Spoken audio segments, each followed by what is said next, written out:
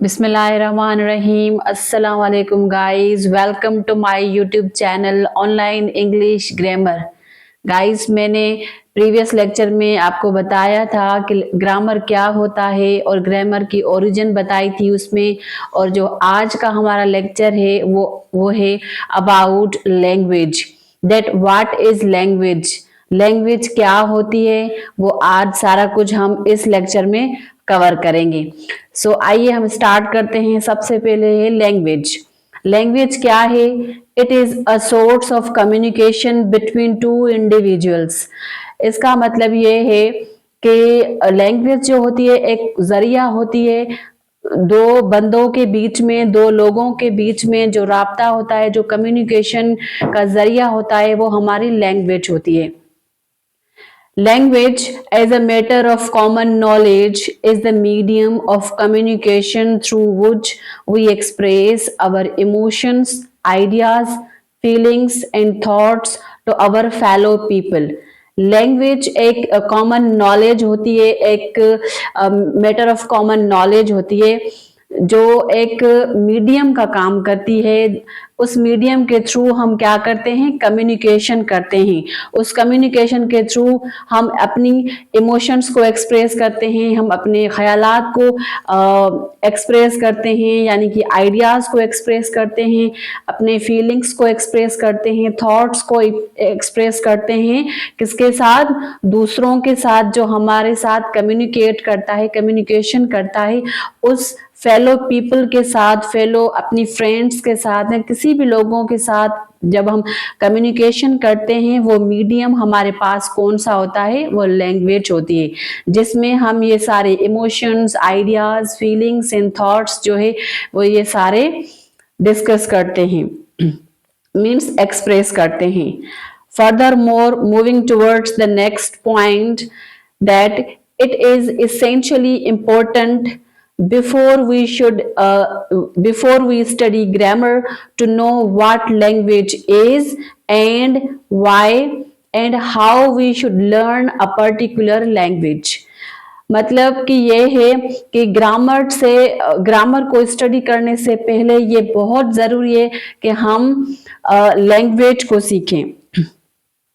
Language को सीखकर हम क्या कर सकते हैं? हम लोगों के साथ कम्युनिकेट कर सकते हैं और उसके साथ राब्ता कर सकते हैं, बात कर सकते हैं।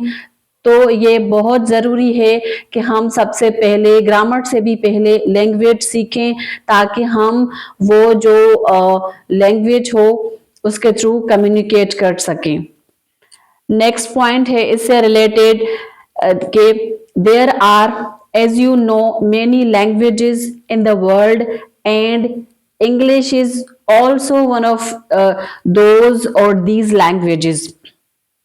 मतलब कि हम सबको पता है कि इस दुनिया में बहुत सारी लैंग्वेजेस हैं। हमारी उर्दू हो गई, हिंदी हो गई, सिंधी लैंग्वेज हो गई, इंग्लिश लैंग्वेज। तो हम इस लेक्चर यानी कि इस सीरीज के अंदर जो हम स्टडी करेंगे वो पर्टिकुलरली अबाउट इंग्लिश के बारे में स्टडी करेंगे। सो इंग्लिश भी एक क्या है? लैंग्वेज है, उसको सीखना बहुत ज़रूरी है। We first of all learn a language for the purpose of communication. So सबसे पहले हमें लैंग्वेज सीखने की ज़रूरत है ताकि हम कम्युनिकेट कर सकें, दूसरों के साथ राब्ता कर सकें through language. We furthermore take a great deal of pleasure from or in learning and speaking it. हम इस लैंग्वेज के थ्रू फर्दर क्या सीख सकते हैं? स्पीकिंग सीख सकते हैं। सो ये बहुत ज़रूरी है कि हमें सबसे पहले लैंग्वेज सीखने की ज़रूरत है। ये थी अबाउट लैंग्वेज। अब हम गाइस पढ़ेंगे व्हाट इज़ अल्फ़ाबेट। अल्फ़ाबेट क्या होता है? जी गाइस, सेकंड टॉपिक जो हमारे पास है वो है alphabet. What is an alphabet? Alphabet क्या होता है? N alphabet is the basic of any language. किसी भी लैंग्वेज की जो बुनियाद होती है वो क्या होती है? वो होती है अल्फ़ाबेट होती है। अल्फ़ाबेट होती है। is an standard set of letters arranged in a fixed order used for writing a language. Alphabet जो होता है वो एक सेट ऑफ लेटर्स होता है, स्टैंडर्ड सेट ऑफ लेटर्स। जब ग्रुप ऑफ लेटर्स जो होते हैं, सेट ऑफ लेटर्स जो होते हैं, वो जब अरेंज हो एक फिक्स्ड ऑर्डर में, जिसके ज़रिए हम उस लैंग्वेज को लिख सकें, उस लैंग्वेज की राइटिंग पर्पस के लिए हम वो अल्फ़ाबेट जो होते हैं वो यूज़ करते हैं। वो तब यूज़ करते हैं जब वो एक फिक्स्ड ऑर्डर में अरेंज हो। उसके बाद the English alphabet has 26 letters. English alphabets जो होते हैं उसमें कितने लेटर्स होते हैं?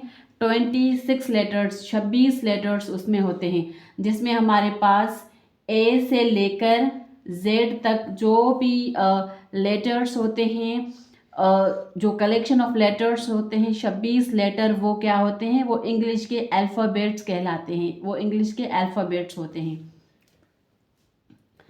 Mainly, language is mainly composed of letters which stand for signs or sounds. जो लैंग्वेज होती है वो मेनली किसकी कंपोज होती है, किसकी बनी हुई होती है? वो लेटर्स की बनी हुई होती है।